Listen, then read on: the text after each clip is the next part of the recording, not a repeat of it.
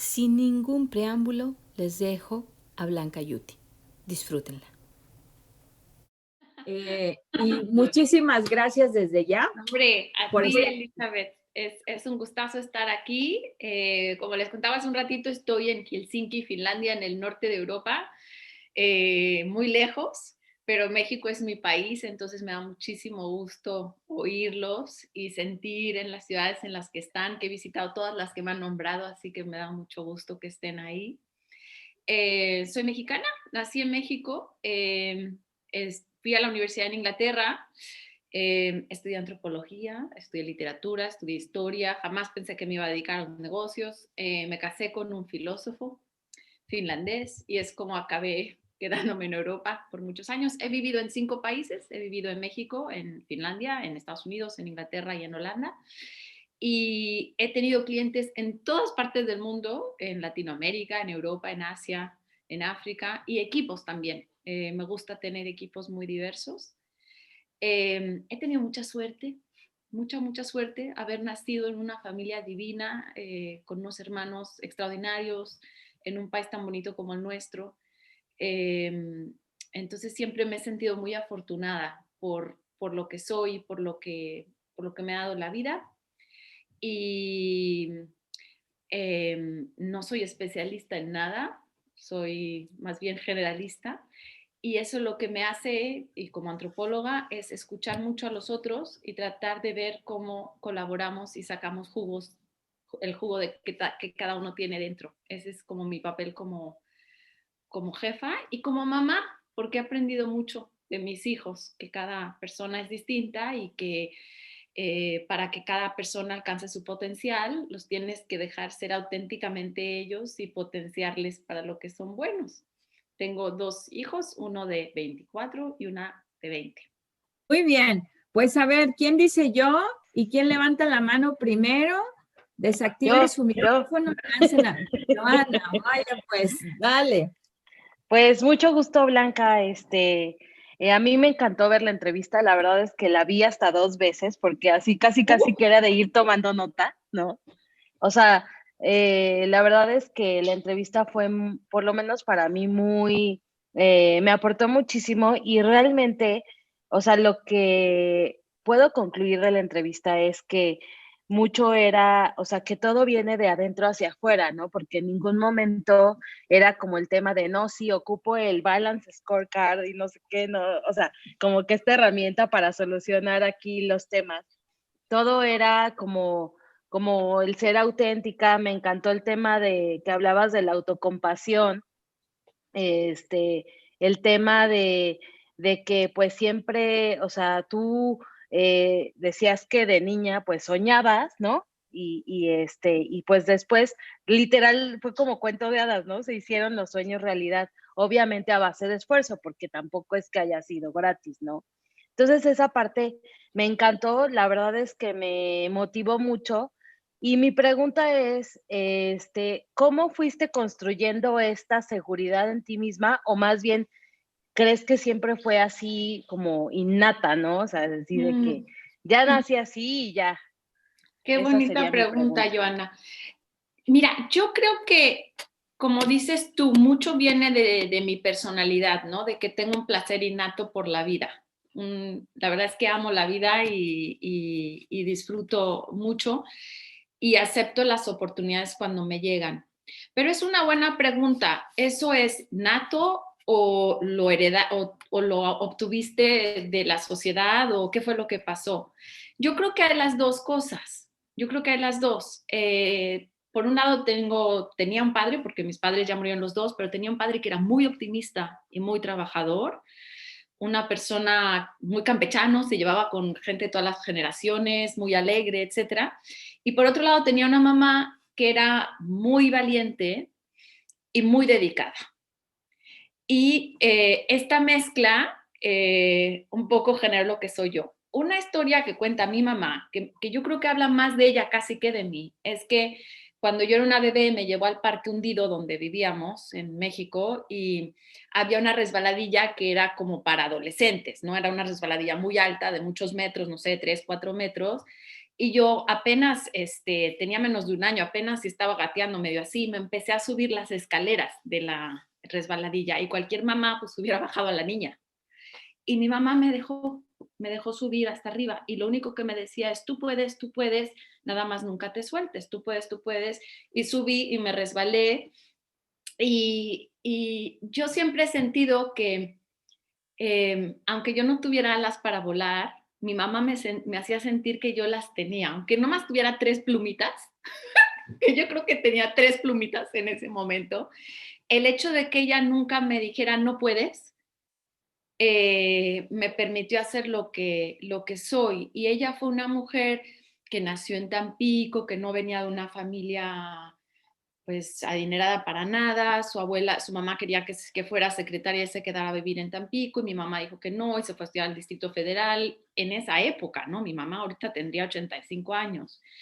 Entonces, creo que soy muy hija de mis papás en ese sentido, y que me ayudó mucho ese valor que me dieron, porque yo soy la persona más normal, soy la vecina de junto. No soy especialmente lista, ni especialmente guapa, ni especialmente alta, ni especialmente, o sea, soy una persona totalmente normal.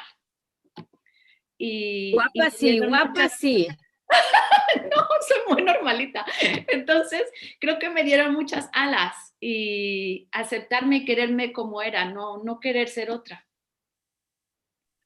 Ok, muchas ¿Sabes qué? gracias. Siempre me he sentido querida y he querido recíprocamente a mis maestras, a mis tíos, a mis primos, etcétera, etcétera. Como madre, sentí que era muy importante que mis hijos, hay esta filosofía que seguramente hablé en la entrevista, pero que dice, es un dicho africano que dice que para educar un hijo necesitas todo un pueblo. Y yo la verdad es que me lo tomé súper en serio, porque yo siempre he trabajado mucho, mucho.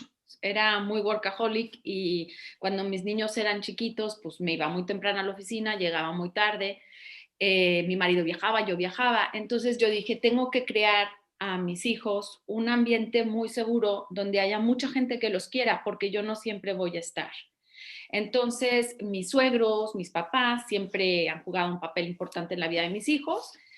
Pero bueno, no siempre estaba cerca de ellos porque estaba en Finlandia, a veces en Dallas, en distintos países. Entonces, yo me aseguré de que mis hijos tuvieran relaciones cercanas con sus maestras, que fueran amigos de los vecinos, que supieran ir a la tiendita a pedir algo si necesitaban. Mi mamá no ha llegado, pues, me puede dar una pizza, al rato viene mi mamá a pagar. O sea, era una pequeña comunidad donde los enseñé a ser parte. Y recuerdo que una vez mi niña se rompió el dedito y para cuando yo llegué a la casa, que me llamaron y yo venía hecha en la raya para ayudarla, el vecino que era médico ya la estaba ayudando. Entonces, yo creo que es muy importante crear estas comunidades, este sentido de que soy más grande que yo, que tengo todo este sistema junto a mí. Y eso se lo procuré a mis hijos. Tiene sus lados chistosos, ¿no? Porque en algún momento mi niño de chiquito me decía, mamá, es que a ti te quiero igual que a la abuela. Y yo le decía, ¿no me quieres un poquito más? No, igual. Y yo decía, ay, qué raro está esto. Pero por otro lado dije, qué bueno, que quiera a la abuela tanto como a mí, que si yo no estoy pueda ir con la abuela y le pueda contar lo que quiera. Y hasta hoy tienen una relación preciosa. Bueno, tenía con la otra que murió también, pero con esta es un amor enorme. Y dices, qué bueno para la abuela y para el niño. Entonces yo creo que desde ese punto de vista, no sé si tanto mentores que de los que uno dice es mi mentor o del trabajo, lo que sea, pero gente que te ayuda a crecer, que te inspira, que te llena, algunos de manera intelectual, algunos en otras áreas, ¿no? Eso es tan importante, el sentirte querido, el sentirte amado y te hace también amar y querer a otros. Y fíjate, Blanca, que leí y algo de tu trayectoria y con la entrevista, algo que me encantó también de toda tu experiencia es el tema de con una formación educativa muy, digamos, dispara lo que es ya la incursión en el mundo profesional. platícanos un poco de cómo fue esta incursión al ambiente más de las organizaciones, teniendo una educación, digamos, un tanto filosófica y dedicada a otra arena, que para mí fue un ejemplo de cómo se rompen paradigmas y de que no necesariamente lo que por mucho tiempo te dicen que tú estás formado para esto, precisamente ahí te vas a desarrollar. Eso Claro, es algo claro. que me llamó mucho la atención de ti y que admiro mucho en esa parte, ¿no? Mira, yo creo que hay dos cosas que tienes que romper. Una es digamos, ¿cómo lo llamaría yo? Como la regla, la norma social de qué es lo aceptable y lo correcto y cómo funcionan las cosas, que a veces puede ser difícil romper, ¿no? Porque si tú llegas a pedir un empleo como, no sé, tengo una amiga que es buenísima para las comunicaciones internas, pero ella es médico. Entonces dices, ¿cómo le hizo Claudia para hacer eso? Bueno, pues tuvo que haber cambiado la percepción de una persona, de decirle, oye, dame chance, te voy a enseñar. Y de hecho, como persona en relaciones internas, es muy buena porque es como médico. Primero hace un pronóstico de las cosas, luego hace un diagnóstico. O sea, de verdad que aplica su manera de pensar y sirve muy bien. Entonces, lo primero es que tienes que romper el paradigma institucional, digamos, para que alguien cree en ti. Pero más importante casi, Lulú, es romper el tuyo. Porque uno ya viene con el esquema de que no se puede. Entonces, casi más importante es romper eso, ¿no? Ahora, yo como persona soy un poco rebelde, así. Siempre digo que nací en el 68 por una razón, ¿no? O sea, así nací, así soy. Entonces, nunca he tenido la impresión de que tengo que hacer una cosa u otra.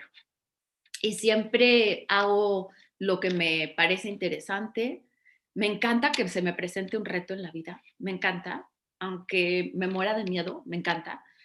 Y estoy lista, digamos, para la oportunidad. Entonces hay mucho de suerte de que cosas surjan, pero también de que soy bien aventada. Y sigo la curiosidad, hay un poquito de las dos, pero romper el paradigma interno yo creo que es lo más difícil. Yo a veces he tomado decisiones difíciles. Por ejemplo, yo trabajé muchos años en Nokia y fui muy feliz, muy feliz. Pero a Nokia primero salió el iPhone y ya sabíamos que con eso iba a romper. O sea, era un desprendimiento tecnológico tan grande como lo es Tesla ahorita para cualquier automotriz. O sea, entonces había eso, pero luego Nokia además se vendió a Microsoft. Entonces yo sabía, me encantaban las dos compañías, pero sabía que la combinación no iba a resultar en nada, ¿no? Entonces decidí renunciar. Y eso era complicado porque obviamente uno tiene una hipoteca que tiene que pagar, tienes tus deudas, tienes los niños en la escuela, o sea, tienes un montón de cosas que dices, oh my God, ¿cómo le voy a hacer? Pero siempre he sido muy de principio y dije, yo ya no siento que aquí puedo estar. El gran dilema, mis niños eran pequeños, mi marido me preguntó, bueno, Blanca, ¿y tú qué opinas? ¿Les decimos a los niños o no les decimos? Tenían 10 años. Dije, pero claro que les decimos. Porque yo siento que es muy importante siempre ser honestos con los hijos de uno, con el marido, de decir, mira, la vida está llena de incertidumbres, no es un tren al que te subes y esperas que el conductor te diga que ya llegaste a la parada, porque es que como vamos a la escuela estamos acostumbrados que de primero a segundo, tercero, de primaria, secundaria, prepa, de prepa, entonces uno está acostumbrado a que hay ciertas cosas, en esta edad uno se casa, y esos son los moldes que uno tiene que romper. Uno tiene que decidir, no, la vida es como un tren y a veces me bajo en una estación y decido cambiar de dirección y a veces me pierdo un ratito y casi a propósito para ver qué encuentro. Y a veces encuentro un nuevo destino que es mucho más interesante y a veces me equivoco, ¿no? Entonces yo creo que es importante ser honesto de estas cosas porque es así como vas creciendo. Coincido contigo, Blanca, la verdad es que creo, estoy muy de acuerdo en el sentido de que tenemos a veces que tomar ciertas decisiones, arriesgarnos, ¿no? Sin embargo, creo que conozco muchos grupos de mujeres en donde tomar ese riesgo es realmente lo complicado, ¿no? O sea, creo que se entiende en el sentido de decir es necesario a veces hacerlo, pero ya tener el valor, creo que ya es un nivel de complejidad que quizá al menos yo no he experimentado, ¿no? En ese sentido, ¿qué nos podrías compartir en cómo fue la planeación? ¿Cómo fue esa decisión? ¿Qué fue realmente lo que te apoyó quizá? O sea, ¿cuál fue el motivador, el apoyo del cual tú te agarraste para decir, toma esta decisión? Porque creo que muchas mujeres podríamos estar en esa situación de decir, pues no estoy contenta, no estoy feliz, estoy consciente que necesito estarlo, pero implica a los niños, implica el colegio, implica los gastos y pues aquí me voy a quedar forever, ¿no? Entonces, creo que esa es la parte en la que dices, híjole, ¿cómo encuentras ese chispite, ese empuje? Y digo, conociendo la trayectoria, historia de Eli, pues también ha tomado decisiones así de, bueno, pues me voy, ¿no? Entonces, a ver si nos pudieran compartir ambas un poquito como de ese plus que necesitamos o ese empuje, ¿no? Para tomar ese Pues mira, yo creo que en mi caso han habido dos cosas.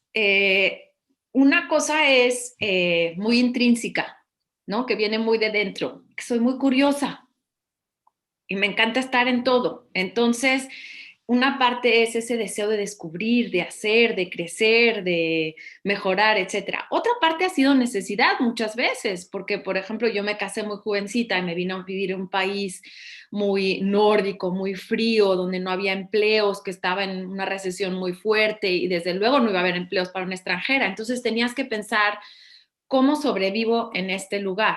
Entonces parte es necesidad y parte es el deseo intrínseco. Para mí, como te decía antes, los retos me encantan. Entonces, entre más difícil un problema, más me interesa. Entonces, siempre me ha servido pensar, bueno, esto está difícil, ¿cómo le hacemos? Y tengo una personalidad más bien optimista. Tengo a ver más bien lo positivo que lo negativo. Eso tiene sus lados malos, porque a veces, yo, por ejemplo, mi marido es lo opuesto y me ayuda mucho porque a veces me previene todo lo que puede pasar y entonces yo tengo que pensar, y entonces sí, entonces B. Pero en mi mente siempre estoy como muy contenta de seguir adelante. ¿Me entiendes? Nunca planeé mucho, Rocío. Nunca planeé mucho. Y si yo, por ejemplo, de jovencita, nunca me hubiera imaginado los tipos de trabajo que tuve, el tipo de responsabilidad, jamás me lo hubiera imaginado porque ni siquiera sabía que existía. En mi familia no había nadie que se hubiera dedicado al mundo corporativo. Todavía no hay nadie que se dedica al mundo corporativo más que yo. Tengo un hermano médico, tengo una hermana que se dedica al apoyo al tercer mundo, tengo un hermano que es profesor. Nos educaron en realidad para servir en nuestro país, no nos educaron para trabajar en una corporación. Entonces, de verdad que no tenía modelo, pero tampoco había muchas posibilidades para mí acá, en Europa. Entonces tuve que pensar, ¿qué hago? Y para poder hacer lo que hice, tenía que convencerme a mí de que yo podía y convencer a esta gente de que podía, porque imagínate tú, cuando yo llegué a Nokia, yo no tenía la más mínima experiencia corporativa, pero les eché un rollo de que yo los podía ayudar con comunicaciones, no sé qué, que me contrataron. Entonces, de hecho hay una TED Talk muy buena que dice fake it till you make it o algo así. Y se las recomiendo porque yo creo que en la vida mucho es la actitud que tienes y el sentirte que puedes. O sea, tienes que tener el ingenio para hacerlo, pero tienes que también tener el sentido de que yo puedo. Entonces, se los recomiendo que la vean. He tomado 3 periodos de, digamos, sabático, en los que me he dedicado a pensar. En esos 3 siempre he hecho algo. Me he puesto a escribir un libro en los 3, porque es lo que me gusta hacer, pero a lo mejor a otra persona le gusta empezar a ver si abre un negocio o cuida viejitos o yo qué sé. Cada quien puede buscar para qué es bueno.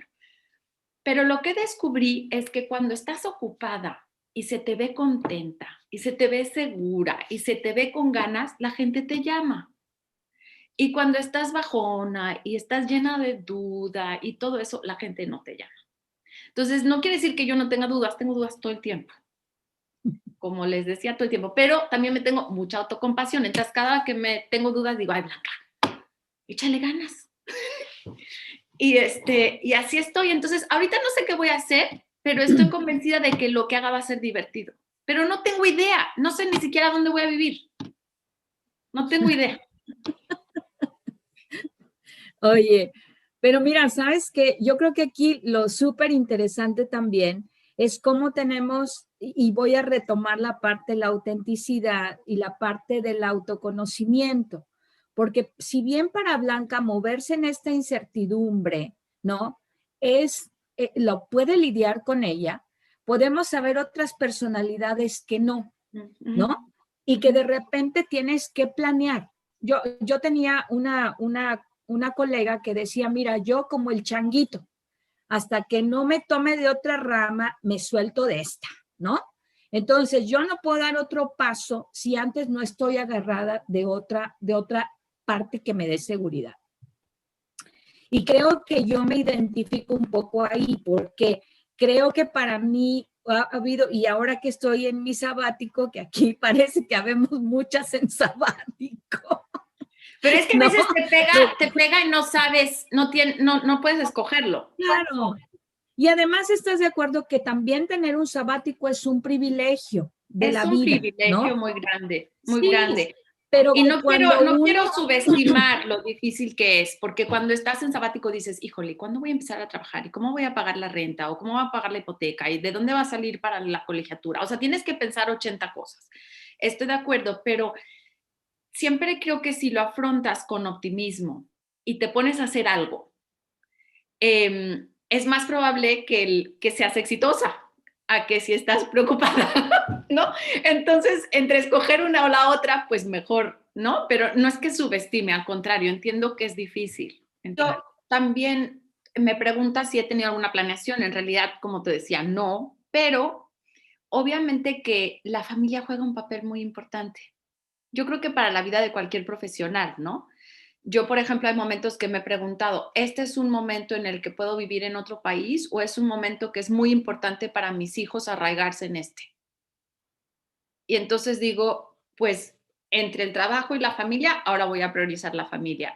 ¿Me entiendes? Ese balance interno lo llevo siempre conmigo, con mi marido. A veces hasta involucramos a los niños para preguntarles ellos qué opinan, y ahora ya son mayores, pero cuando eran chiquitos siempre les preguntábamos qué opinaban. Digamos que esa parte de planeación sí he tenido un poco, ¿no? De considerar que no solo es mi carrera, porque la verdad que cuando hago el balance de mi vida, lo más importante para mí sigue siendo mi familia. En el balance de mi vida no hay o sea, no hay reto, es súper fácil. Si me dices, ¿qué es lo número uno? Mi familia. No me cuesta la respuesta. Muy bien. Muchas gracias, Rocío. Maribel, te vi que estabas levantando la mano o sí. Ahí habían. Sí, ¿verdad? Sí. Dale. Sí. Gracias, Eli. Blanca, muchas gracias. Mira, de tu entrevista pasada, lo que me encantó muchísimo fue cuando mencionaste que trataste de ser auténtica y siempre ser tú, ¿no? Porque yo me reflejé mucho en ti en eso. Sin embargo, en esa reflexión tuya que me encanta, que creo que es importante ser uno y no dejarlo de ser. Sin embargo, a través de mi vida y mi experiencia en el último año o 2 años, yo me enfoqué mucho en la empresa pasada, di todo, inclusive muy lamentablemente, inclusive sobre la familia, y tuve que dejarlo, ¿no? Y entonces ahorita estoy en el proceso de, no puedo ser auténtica porque tengo miedo de ser auténtica, porque tengo miedo al rechazo, al fracaso, porque una segunda falla, porque para mí fue una falla mía, un fracaso, sería muy devastante, ¿no? ¿Te enfrentaste a ese rechazo en alguna ocasión? Sí. Déjame decir, después de tu entrevista, dije, no, o sea, tengo que regresar a ser auténtica. Y obviamente no le vas a gustar a todo mundo. Siempre va a haber algunas personas que digan, bueno, esta persona, lo que sea. Entonces, yo creo que tienes que ser tú.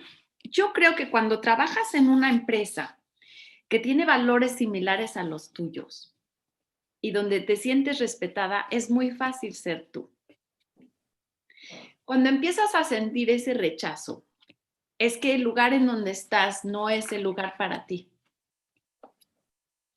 Y ahí es complicado porque muchas veces no puedes escoger o tienes que quedarte ahí o etcétera, etcétera. Entonces yo creo que lo que todos los individuos tenemos que hacer es un balance. Muchas veces, bueno, yo en estos casos siempre preferiría irme a otro lugar, obviamente. Siempre he buscado lugares donde la atracción sea mutua. Porque el trabajo es como una relación de un matrimonio. Inclusive las escuelas, cuando buscaba escuelas para mis hijos, cada uno tenía sus temas. Una es muy disléxica, por ejemplo. Si la escuela me decía, ay, no, qué problema, ¿cómo le haremos, señora? Yo decía, no, esta no es la escuela para mi hija. Si una escuela me decía, pero me encanta la niña es maravillosa, la vamos a ayudar, usted no se preocupa. Yo decía, esta es la escuela perfecta. Entonces, y en esa escuela la van a dejar ser ella. ¿Me entiendes? Entonces, yo creo que uno siempre tiene que buscar estas situaciones que sean de mutua atracción y que sean de mutuo beneficio, porque cuando tú te encuentras feliz, das más. Ahora, muchas veces lo que pasa es que uno acaba un poco atrapado en un lugar donde uno no quiere y muchas veces uno lo que hace es que empieza a dar todo de sí, que es un poco contraintuitivo, pero uno da todo de sí y lo que uno siempre tiene que recordar, aunque uno esté súper feliz en un lugar y una empresa sea muy buena, una empresa siempre va a priorizar la empresa y la continuidad empresarial. Yo tengo amigos que han trabajado en una empresa 30 años, de los cuales 28 han sido súper exitosos y de repente les dicen que ya no. Y se les cae el mundo, se les desmorona el mundo porque su identidad es esa empresa. Entonces yo amo las empresas donde trabajo, pero mi identidad nunca ha sido esas empresas. Entonces, con eso puedo cambiar si las cosas cambian y con eso puedo dar de mí sin sentir que voy a perder algo. Entonces, a lo que voy con esto es busca estar en situaciones donde te sientas querida, amada, respetada, porque ahí siempre vas a ser tú. Y cuando estés en una situación difícil como en la que te encuentras ahora, date tu espacio, no des todo de ti. Date tu espacio, busca qué es lo que te gusta, qué es lo que te llena y dedícale suficiente tiempo, porque vas a ver que cuando le das tiempo y amor a lo que te gusta, eres mucho mejor para las otras cosas. Claro. Y entonces tienes menos miedo, porque tienes otras cosas que te alimentan. Entonces yo es lo que te diría, en una situación difícil siempre buscaría cambiar, si se puede. Entiendo que a veces no, y hay necesidades económicas y todo, pero entonces date tú el tiempo que tú te mereces. No te empieces a tratar como te empieza a tratar la empresa. Claro. Gracias. Sí, y sabes que un poco andando en eso, yo también diría que, y lo comentaste hace rato, es permanecer abiertas a las oportunidades que hay. O sea, yo creo que hay muchas oportunidades que a veces nos pasan por enfrente, pero que estamos tan en esta lucha con nosotras mismas de tengo que demostrar que sí puedo aquí, ¿no? Y que tenemos que demostrar algo a alguien más que a nosotras. Y por el otro lado también es, en el otro extremo, pues aquí estoy bien. O sea, no me gusta tanto, pero pues aquí estoy bien. Ya lo conozco, ya me conocen, ya me sé el movimiento. Híjole, empezar de nuevo, qué rollo, ¿no? Entonces, yo creo que también hay esa parte donde uno tiene que romper con estas barreras de nosotros, de uno, no tenemos que demostrar nada a nadie, y dos, no tenemos que conformarnos cuando sabemos que tenemos potencial para mucho más, ¿no? Entonces, creo que también eso es muy importante reconocerlo, introspectarlo, y creo que una vez que vas reconociendo esas partes, el miedo va bajando cada vez que te das un pasito hacia el atrevimiento y hacia lo desconocido, ¿no? Hacia esta parte de incertidumbre también, ¿no? Entonces, gracias, Mari. Sí, el rechazo genera mucha autoduda, genera este tipo de sentimientos que después la gente los percibe también. Entonces, por eso es que es importante darse tiempo para nutrirse y todo, porque cuando tú empiezas a decir, bueno, no le gustó al jefe X, y muchas veces los jefes tienen una visión un poco cuadrada y se vuelve si uno espera más de la gente da. Si uno espera menos, la gente, ¿me entiendes? Es como si tú le quitas confianza a alguien, no va a crecer. Entonces, pero si tú no dejas que eso te implique, que te afecte y decides darte tu espacio, eso empieza a reflejarse. También he visto en mi vida que cuando empiezo a interesarme en algo, milagrosamente salen cosas que me interesan de ahí. Por ejemplo, hubo un momento que me tomé un tiempo sabático para escribir un libro de sostenibilidad y yo no sabía nada de sostenibilidad. Y de repente me llamó Heineken para liderar eso a nivel global. Y yo dije, pero ¿cómo saben ellos que estoy haciendo esto? No, me buscaban por mis otros skill sets en comunicaciones y relaciones públicas y me estaban dando esta agenda, pero yo no hubiera nunca podido hacer este trabajo si no he escrito este libro. Pero digo, ¿cómo una cosa te lleva a la otra? De alguna manera tus energías, o yo qué sé qué es, si hay algo un poquito más, menos científico en esto, ¿no? Pero las energías y el amor que uno le pone a algo me llevaron a un trabajo que la verdad me hizo muy feliz. Muchas gracias, Blanca. Tere, te vi que ibas a preguntar algo. A ver, Tere. Gracias, Eli. No, pues solo quiero comentar quizá parte de mi experiencia personal también en estos periodos que tiene nuestra vida en la que haces un alto en el camino para replantearte quién eres. Y yo creo que sí, ciertamente estos periodos tienen incertidumbre, pero también hay un momentito en el que hay una fuerza tremenda que tenemos que aprovechar, que es justamente cuando a lo mejor, bueno, en muchas de ustedes los periodos de sabáticos y todo esto ha sido una decisión personal. En mi caso también algunos han sido decisiones personales, también otros han sido cierres de empresas, reajustes y todo esto que sí te mueven mucho el tapete. Y sí, a lo mejor como te trastocan un poquito, pero una vez que pasa eso, también llega un momento en el que agarras una fuerza tremenda porque ubicas realmente quién eres y qué quieres. Quizás en el primer momento no sabes qué quieres, pero sí sabes lo que no quieres y a dónde no quieres volver y a qué tipo de empresa jamás vas a volver a tocar puertas, ¿sí? Entonces, creo que esos momentos son bien importantes porque son un momentito en el que tu fuerza interior surge y como tú dices, Blanca, quizás esto es algo medio metafísico, de una onda así como medio de energía, pero es que llega un momento en el que estás, yo le llamo como que en tu eje, ¿no? En tu centro, o sea, estás totalmente alineada en todos el centro de tu persona y es cuando viene la creatividad y es cuando viene la posibilidad de abrirte a caminos nuevos que jamás te hubieras imaginado, ¿verdad? En mi caso, bueno, pues yo trabajé mucho tiempo en la industria, mi especialidad es capacitación y de repente se me abre la puerta de entrar a la academia, nunca me lo hubiera imaginado, ahorita doy clases y soy muy feliz y te voy a decir una cosa, soy muy feliz y pienso que todavía me falta encontrar mi ikigai o cómo le llaman, o sea, todavía estoy trabajando en esta parte, ¿no? Y disfruto lo que hago ahorita y créeme que nada tiene que ver con el dinero porque yo creo que nunca había recibido cheques tan bajitos como los que se reciben en la academia, pero jamás había sido tan feliz también. Entonces uno tiene que aprovechar lo que la vida le pone enfrente, ¿no? Y esos bonito, momentitos Tere. de pila, por supuesto que detonarlos. Sí, qué bonito, pues qué sabia eres. Somos muy crueles con nosotras mismas y con otras mujeres, incluyendo nuestras hijas. Queremos un nivel de perfección que es imposible. Y yo lo decía, no se puede simultáneamente, en el mismo momento, ser la mejor hija, mamá, hermana, tía, prima, la más guapa, la más alta, la más rubia, la más... No se puede. Entonces, olvídense. O sea, yo soy...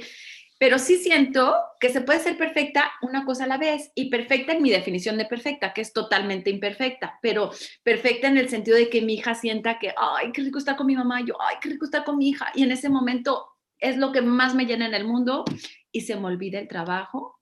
De veras, ¿eh? Pongo el teléfono sin ¿cómo se llaman? Las alertas. Y cuando estoy en la oficina soy fatal, jamás contesto el teléfono de mis hijos y entonces ellos saben que si me necesitan tienen que ver cómo, pero me consiguen. Porque es imposible ser simultáneamente perfecto en todo, pero sí siento que se puede ser perfecto en mi definición de perfecta, como decía, que es sentirse alegre en lo que uno hace.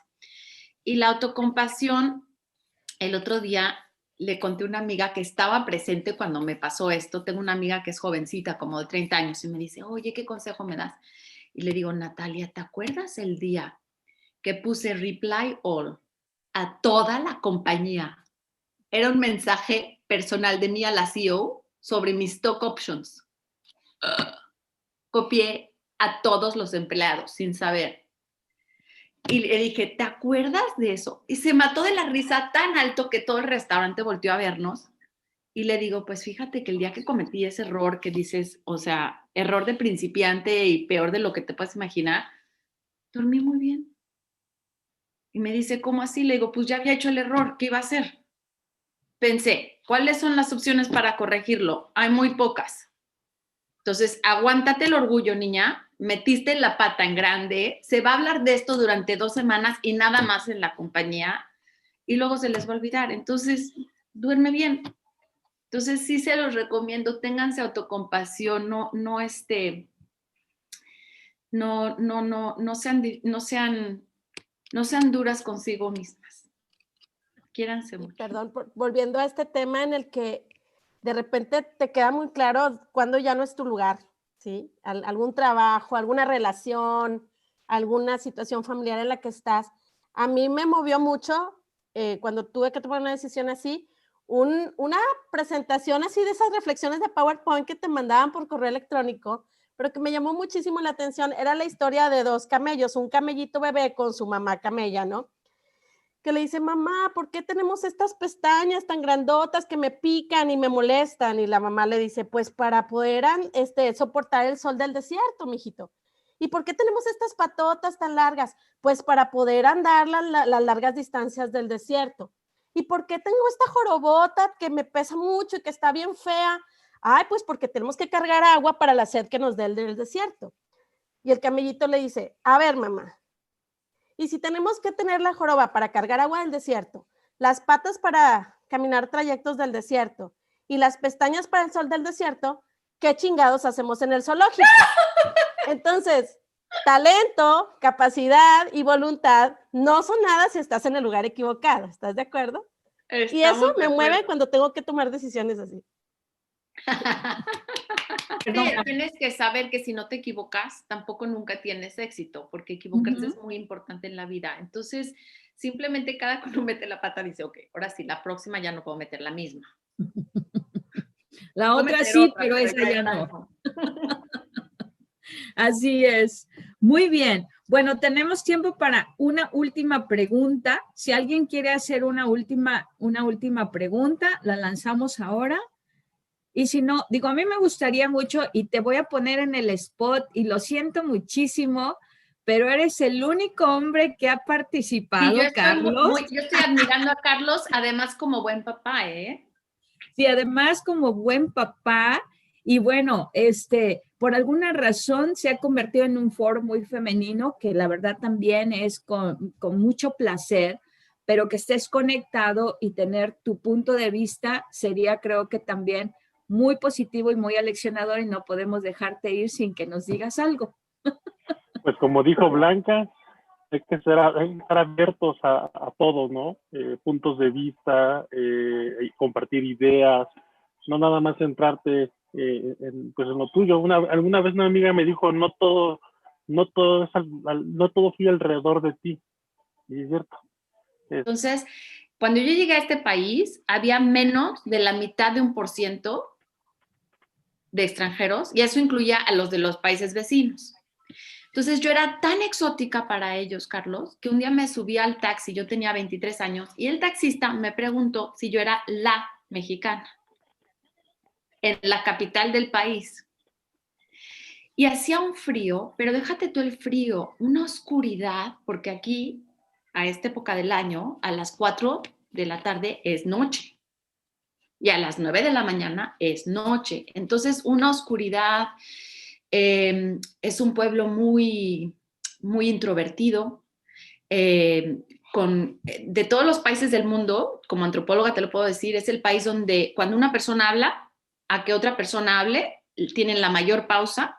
Y en términos de la distancia social, es el país que tiene la distancia social más grande. Por eso aquí casi no hay COVID, porque la gente ya de por sí no se abraza. Entonces yo llegué a este país ingenuamente como antropóloga, porque debía haber sido más lista en ese sentido, pensando que iba a ser muy fácil viniendo de Inglaterra. Pero resulta que Inglaterra es un país más similar al nuestro. porque Finlandia es un país donde mi generación es la primera en la ciudad, es un país rural, es un país donde no hay clases sociales, es un país donde todo el mundo es igual racialmente, físicamente, mientras que Inglaterra es heterogéneo, es un país clasista, es un país urbano. En ese sentido es mucho más similar a nuestro. Entonces yo llegué y estaba en un culture shock horrible.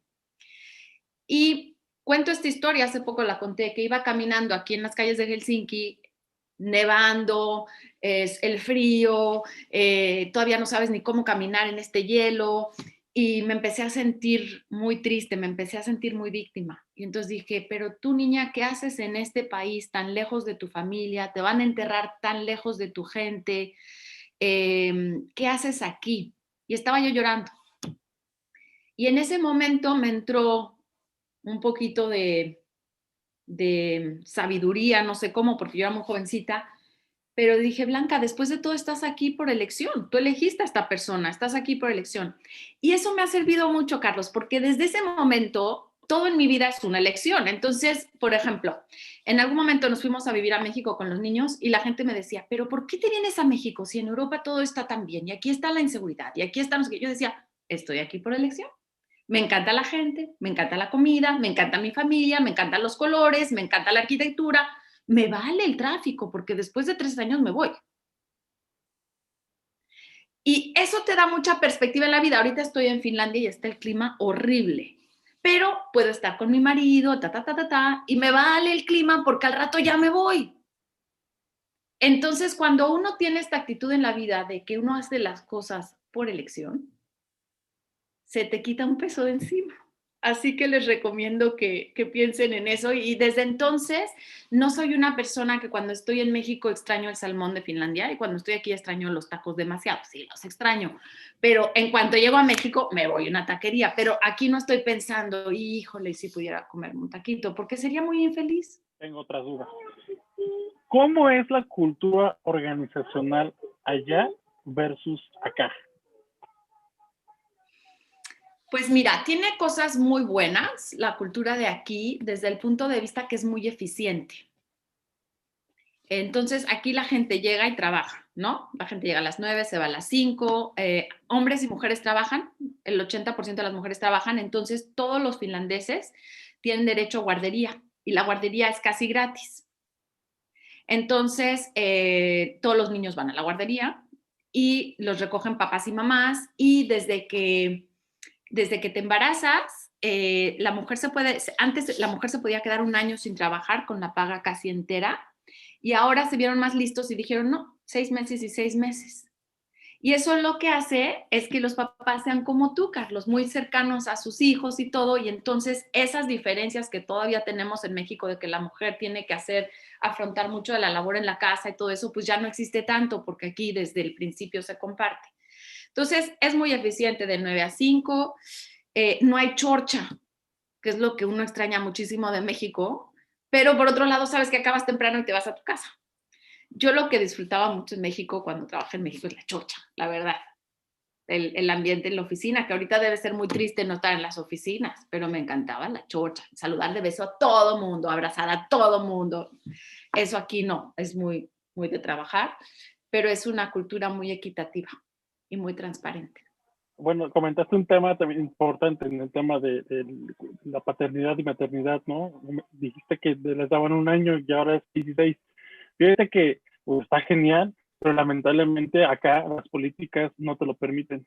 No, en la mayoría de los países del mundo no, y yo creo que es una pena. Fíjate, inclusive en Holanda, donde yo vivo hoy en día, yo veo la posición de la mujer mucho más débil que la de la mujer escandinava. Porque en Holanda, por ejemplo, dicen, para ayudar a las mujeres lo que vamos a hacer es que 1 día a la semana no vengan a la oficina. ¿Qué hace eso? Que entonces la mujer es menos competitiva frente al hombre en la oficina y que no solo el marido, sino la suegra y todo el mundo dice, ¿cómo vas a ir a trabajar si tienes esa oportunidad? Si en cambio dijeran los holandeses, vamos a ser flexibles con ambos, ahí cambiará el tema. Entonces yo creo que es muy importante para romper los paradigmas de hoy en día que seamos no solo feministas, pero que apoyemos a los hombres mucho más, que seamos mucho más justos, porque nosotros nos estamos poniendo el estereotipo de mujeres que tenemos que ser las mamás, las que cuidan a los niños, las que nutren, las que y que los hombres son los que tienen que traer el dinero. No, no, no, no, no, no. Dejemos que ambos sean ambas cosas. Y entonces va a haber mucho más equidad. Mi marido es así como tú, es muy buen papá. Y entonces eso me quita mucho peso de encima. Y yo soy también buena mamá, pero también, ¿me entiendes? Nos dividimos mucho las cosas. Te lo decía de las políticas porque acá lamentablemente, cuando ya dan a luz pues al hombre, por ley, fue una reforma reciente, son 5 días. Sí, no, o sea, es ridículo. 5 días no puedo hacer nada. Y efectivamente, en esa cuarentena se le carga todo, bueno, 35 días, se le carga todo lo que es a la madre, ¿no? Yo creo que esa parte sí es muy importante, y más ahorita que se está impulsando lo que es la equidad de género, que pueda existir una reforma en ese sentido. Yo te puedo decir que trabajo para el gobierno y ahorita nos tienen en cursos de equidad de género, de inclusión y demás. Claro, por ejemplo, los japoneses en algún momento dijeron, bueno, vamos a adoptar algunas de los principios escandinavos, pero si la cultura no te apoya, aunque tú institucionalmente lo pongas, no pasa nada, nadie se toma la paternidad. Aquí sí, o sea, ya es un tema pues más arraigado. En la empresa donde yo trabajo, aquí en Estados Unidos, es una empresa de aviación, es totalmente abierto, y quienes toman más tiempo son los hombres, porque muy chistoso, las mujeres que tienen posiciones, los que tienen posiciones un poquito más arriba son algunas mujeres, entonces ellas casi no faltan, pero tienen a los esposos que tienen la flexibilidad y ellos son los que se quedan. Entonces, precisamente, Blanca, creo que por lo que tú dices, porque si tú no vas o sientes que tienes esa desventaja, pero los hombres toman su tiempo y creo que son más felices. Y ahí, son por ejemplo, mejores papás a veces. Por ejemplo, Maribel, disculpa, ahí la empresa ¿en qué sentido lo respalda en cuestión de, bueno, ya explicaste que son flexibles a lo mejor en faltar, pero en remuneración económica, prestaciones, ¿es igual? Sí, es igual. Obvio, está todavía el gap entre salarios de mujeres y hombres que se están peleando actualmente y se está forzando a una revisión más equitativa, pero es igual. La universidad nos mandó al home office, de acuerdo al semáforo que estamos pasando, no podremos estar en oficinas, ni mucho menos en nuestros centros educativos. Y esto nos disparó, ese es otro tema, nos disparó el trabajo. Creo que sin mentirles les puedo decir que se disparó un 300%, así. Porque ahorita terminando esto, es un ejemplo, ya estoy en otra. Y terminando la otra, ya estoy en otra. Eso es muy pesado. Como digo yo, también para buscar la equidad del hombre. Yo creo que, por ejemplo, yo veo a Carlos lo feliz que está con su Matías y me da mucha alegría. ¿Y cuántos papás no han tenido ese privilegio y ese gusto de tener a su niño y de sentirse seguros? Entonces dices, hay que, así como fomentar que la mujer esté en los consejos, fomentar que los hombres sean padres y disfruten y sean vulnerables y puedan decir, vámonos de manera más equitativa, yo te ayudo en casa, o no, más bien no te ayudo, los dos nos ayudamos en casa y los dos trabajamos y hacemos una labor común. Entonces yo creo que se tiene que buscar las dos cosas. Yo no quiero olvidar el papel de los hombres como mamá de un varón y de una niña. Me da mucha alegría cuando cualquiera de los dos me dice que va a ser feliz siendo papá, mamá o en su profesión, que no nada más me hablan de un ámbito. Así es. Yo creo que todavía, queda mucho terreno por pavimentar, ¿no? Pero digo que también me da mucho gusto que hoy estemos aquí y estemos compartiendo este foro y estemos también ejemplificando que sí se puede llegar y tomar y hacer carrera como mujeres, como mexicanas, con todos nuestros pros, nuestros contras y todas las cosas que tenemos cargando en nuestro morralito, y que Blanca sea un ejemplo de esto, un buen ejemplo de esto, y que además de todo esto tengamos y tenga ella y todos el tiempo, la voluntad, la sencillez para interactuar, para compartir y para acompañarnos de esta manera en esta tema que al final del día es parte de nuestra vida y es parte de lo que vamos construyendo en el día a día. Entonces, Blanca, como siempre, querida mía, te agradezco desde ya todo el foro, el tiempo, el cariño. Gracias, Elizabeth. El gusto ha sido todo mío. Aprendí mucho de ustedes, los disfruté, me sentí en mi país un ratito, me trajeron mucho calorcito, mejor que comerme los tacos. Les agradezco mucho, les deseo mucho éxito. Sigan teniendo esa luz, les va a ir muy bien, confíen en ustedes, quiéranse mucho. Gracias. Gracias, querida. Gracias a todas. Gracias a todos. Blanca. Un abrazo y nos vemos muy pronto. Chao. Bye. Chao. Bye. Adiós, gracias. A ustedes, chao. Pues muchas gracias, mi querida Blanca Yuti. Muchas gracias a todos y a todas los que participaron en este foro. Ha sido muy agradable reconocer cómo vamos en este camino juntos y cómo nos entrelazamos y el camino también se hace más fácil transitarlo. Aquí seguimos y aquí vamos a seguir conversando entre profesionales. Un abrazo.